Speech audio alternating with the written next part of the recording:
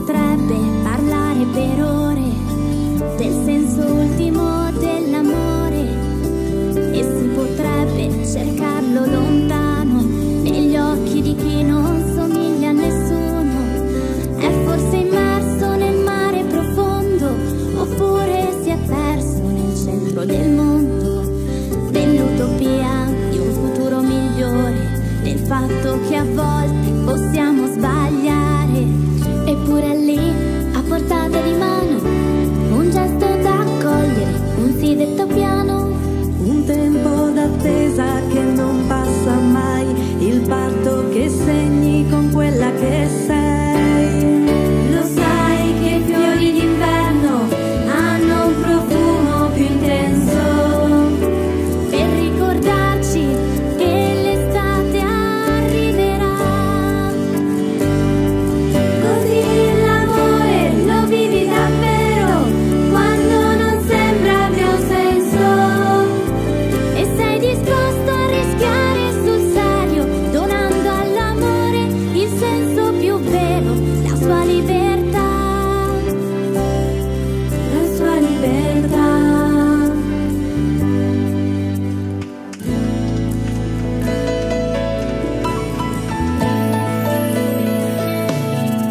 E si potrebbe parlare per ore del senso ultimo dell'amore, Di come ti cambi e ti condizioni, di quanto ce n'è nelle vecchie canzoni. è come un germoglio che cresce leggero, respira soltanto se lo curi davvero, con poche parole e gesti concreti, cercando di non darci mai per scontati. Ma guarda che è lì, a portata di sguardo, non vive di fretta, non teme ritardo.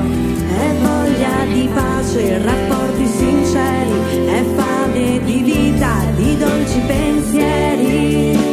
Lo sai che i fiori d'inverno hanno un profumo più intenso, Per ricordarci che l'estate arriverà.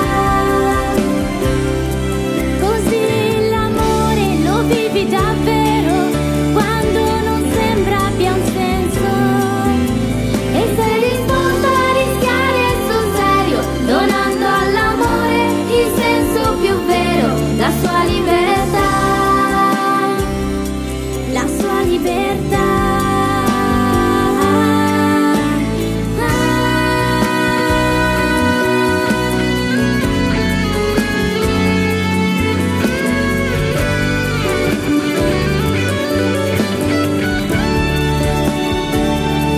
Così l'amore lo vivi davvero quando non sembra abbia un senso.